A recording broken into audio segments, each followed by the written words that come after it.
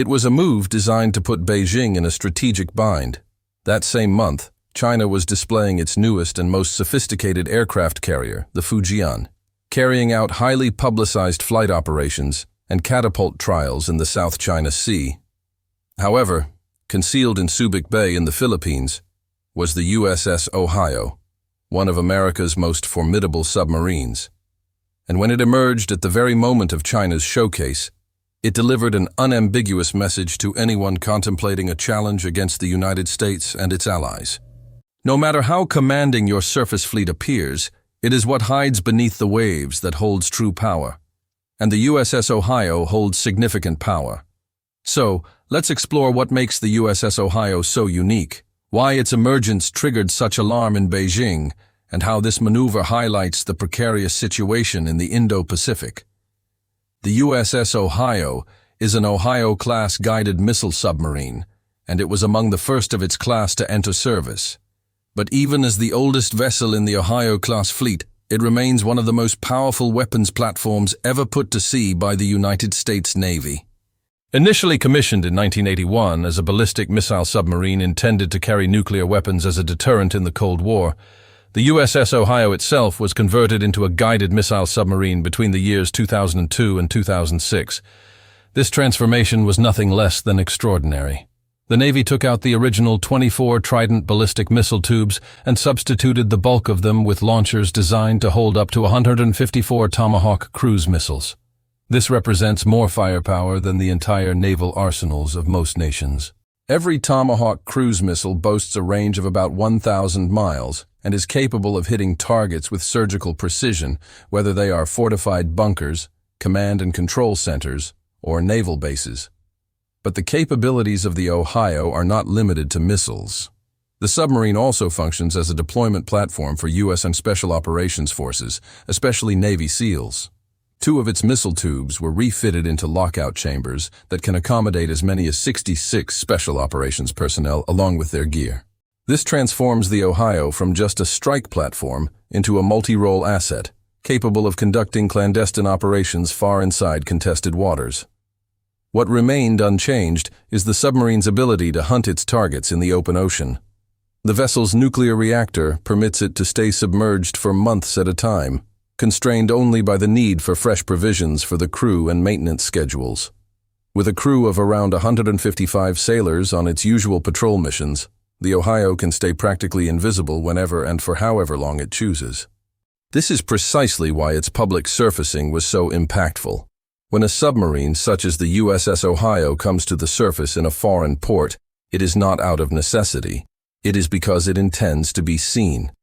And the message it aimed to convey in September is that the strike power of the Ohio is a direct counter to China's military activities in the region. But what of China's aircraft carrier? How does it compare? The Fujian represents the height of China's ambition to extend its power well beyond its own coastline. With a displacement of approximately 80,000 tons and a length of roughly 1,036 feet, it stands as China's largest ever warship, comparable in size to U.S. aircraft carriers. In contrast to China's earlier carriers, the Liaoning and Shandong, which utilize ski jump ramps for launching aircraft, the Fujian features electromagnetic aircraft launch systems, also known as EMALS technology.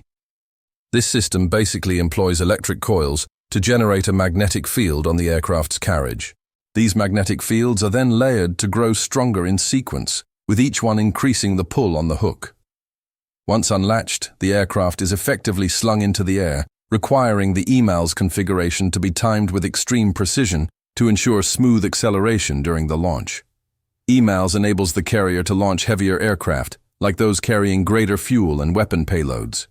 Consequently, these heavier aircraft can be armed with weapons designed for longer strike distances and possess greater operational capabilities. As a result, their Navy gains a significantly larger reach, so to speak. And in September, the Fujian was putting its EMALS to the test, successfully launching a stealth fighter and an early warning aircraft, while also publicizing the outcomes. China's state-controlled media was nearly euphoric. Videos depicted the J-35 stealth fighter taking off from the Fujian's flight deck, its electromagnetic catapult smoothly bringing the fighter to flight speed. In parallel, the KJ-600 early warning aircraft, which is essentially China's counterpart to the E-2 Hawkeye, also completed a successful launch. This aircraft combination gives the Fujian the ability to conduct both surveillance and long-range strikes, at least in principle, considering its aircraft are still in field tests behind closed doors. For Beijing, these trials demonstrated that decades of investment in technology specifically created to compete with, and even counter, the American armed forces, especially in the naval sphere, had paid off. It was not by a large margin, but China had just narrowed the naval gap with the US. The timing of these well-publicized exercises is probably not coincidental. Russia, China's closest ally, is still caught in a war with Ukraine that it has been unable to conclude for more than 3.5 years. At the same time, the US has been making considerable advances with its own naval and air forces, unveiling new bombers and stealth aircraft. And as the US built up military prestige by assisting Israel in its Middle East conflict, China was starting to be seen as a silent power, with leverage based only on its economic and trade influence due to its size and resources. Moreover, China is increasingly dependent on trade routes that pass through the South China Sea and, more critically, the Malacca Strait, which handles over 2/3 of China's total maritime trade. The public display of the aircraft carrier was likely intended to redirect some of the global spotlight back to the Indo-Pacific and perhaps compel the US to withdraw from offering protection and defense sales to Taiwan. The appearance of the USS Ohio in the waters of the Philippines was therefore a brilliant move by the American Navy. Subic Bay, situated on the island of Luzon, is only about 500 miles from the areas where the Fujian was running its operations. For a submarine of the Ohio's caliber, that is virtually next door. The submarine could have, in fact, been observing Chinese operations for weeks without being detected, only to surface at the perfect time to create maximum strategic effect. Additionally, the sub's top speed is said to be between 20 and 25 knots, which means it could cover those remaining 500 miles in a single day if needed, and its surveillance reach is likely even greater. The message sent by the Ohio was crippling for Beijing's narrative. Firstly, it showed that U.S. submarines can operate undetected within waters that China claims as its sphere of influence. In spite of China's investments in anti-submarine warfare, which include advanced sonar arrays, patrol aircraft, and even AI, it failed to detect the Ohio or prevent it from entering the area. Secondly, the timing underscored a harsh reality for navies everywhere. While aircraft carriers are grand symbols of strength, they are also enormous targets. The 154 Tomahawk missiles on board the USS Ohio could, in theory, be heading towards the Fujian and its entire escort group before Chinese forces were even aware of the submarine's presence. This is not just a theoretical exercise. Modern anti-ship missiles can overpower even the most advanced defensive systems, and a submarine's stealth provides it a first-strike advantage that surface ships cannot hope to match. Thirdly, the Ohio's presence in Subic Bay strengthened U.S. alliances in the region. The Philippines, despite facing pressure from China and economic offers from Beijing's Belt and Road Initiative, BRI, continues to grant the U.S. military access to its lands. The Enhanced Defense Cooperation Agreement between the U.S. and the Philippines allows access to several bases across the archipelago, forming a network of positions that effectively encircle China's claimed maritime territories. Indeed, the Philippines' departure from the BRI 2 years ago, citing the shifting geopolitics around China, was undoubtedly one of the drivers behind China's aggressive posture to begin with.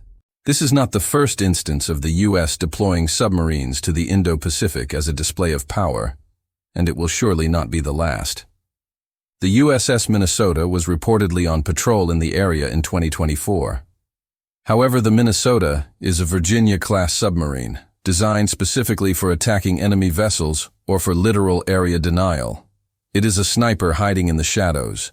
The Ohio was a demonstration of an overhauled nuclear missile carrier that had been transformed into a naval strike juggernaut. But more significantly, the Ohio arguably possesses less stealth capability than the newer Minnesota, being a retrofitted older model. In reality, The Minnesota was last reported to be stationed near Australia back in late March 2025. But as far as China knows, the sub could still be patrolling somewhere near the South China Sea or the Philippines. The fact that it was the USS Ohio that surfaced demonstrated that China might be unable to detect any U.S. submarines, or at the very least, cannot stop them from appearing unannounced. Furthermore, the U.S. maintains a substantial lead when it comes to stealth operations in the oceans. The U.S. fields a fleet of 53 attack submarines and 14 ballistic missile submarines, the original Ohio class, along with another 4 retrofitted guided missile submarines like the USS Ohio. These vessels can operate in any of the world's oceans with near total freedom, collecting intelligence, carrying out special operations, and maintaining a strike capability that can hit hundreds of targets at once. This poses a strategic challenge for China that no number of aircraft carriers can fix. To project its power, China requires its surface fleet to operate far from its own shores.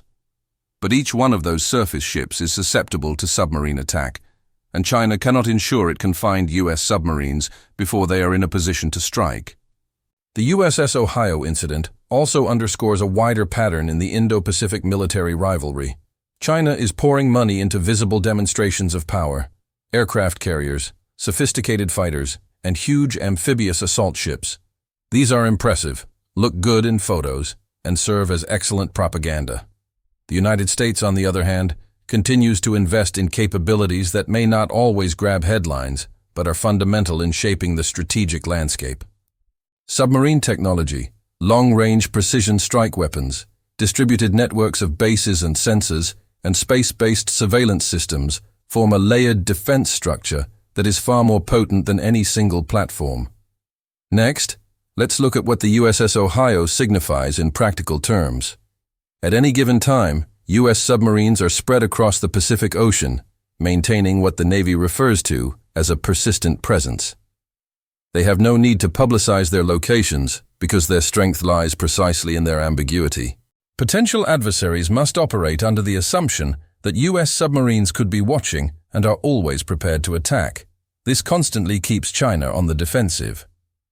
The Fujian's carrier group has to conduct continuous anti-submarine operations using helicopters, escort ships, and surveillance assets simply to form a protective shield around the carrier.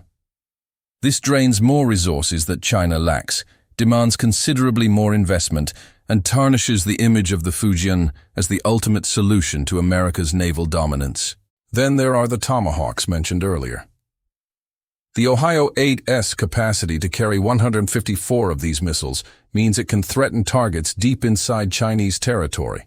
Coastal bases, airfields, command centers, missile emplacements, and radar installations, all of these become exposed the instant an Ohio-class submarine enters the area.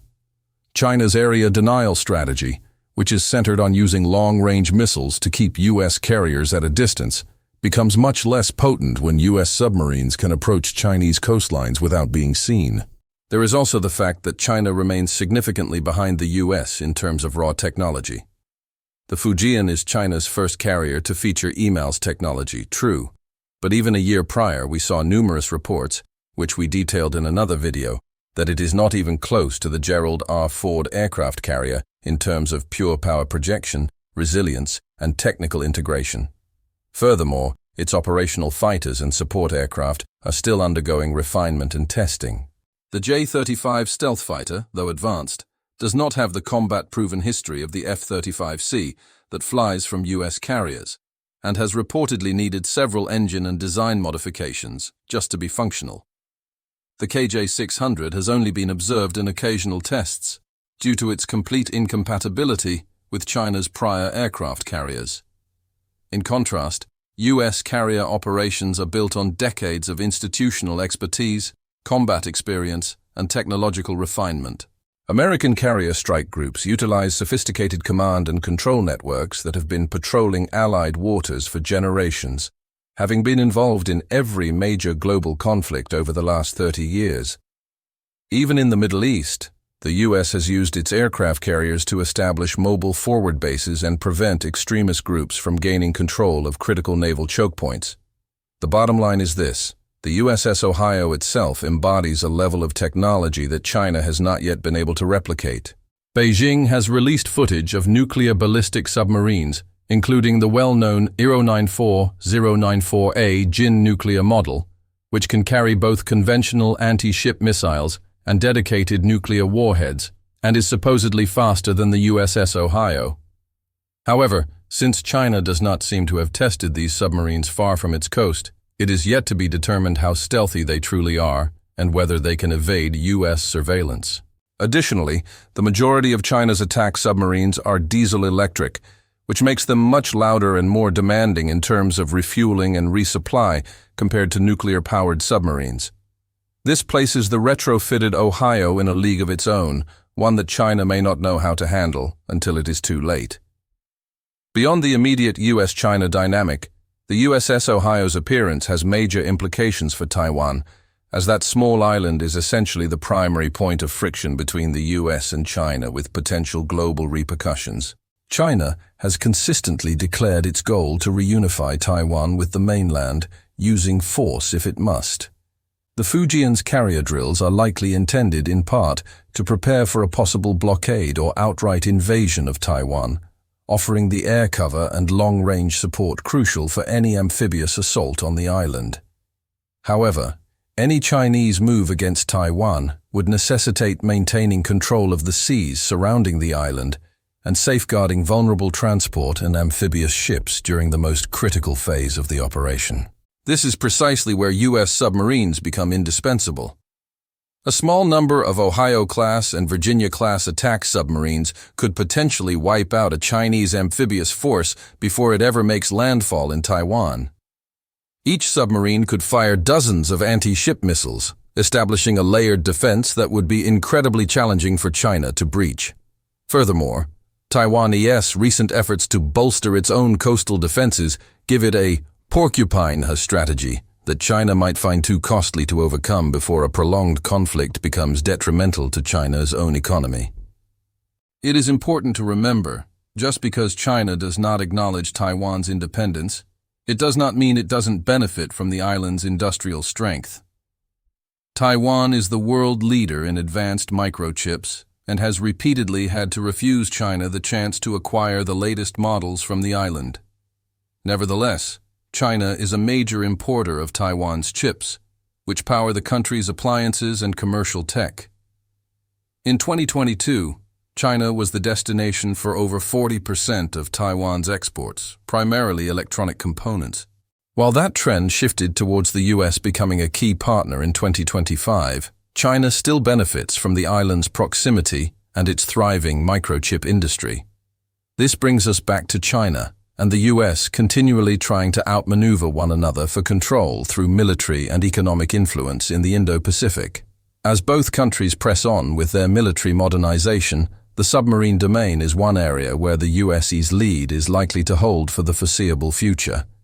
The US is currently building Virginia-class attack submarines at a rate of 1.2 vessels per year, with intentions to ramp up production even more. These submarines feature the latest in stealth technology, sophisticated sensors, and upgraded weapons systems. The Navy is also working on the Columbia-class ballistic missile submarines to take the place of the aging Ohio-class boomers, guaranteeing that the submarine deterrent will stay credible for many decades. The USS Ohio and its 3 retrofitted sister ships will probably continue to be a central part of its wider strategy for some time. Meanwhile, China is playing a game of catch-up in the submarine race. While they are undoubtedly investing in submarine technology, it will take more than just constructing new vessels to equal the US.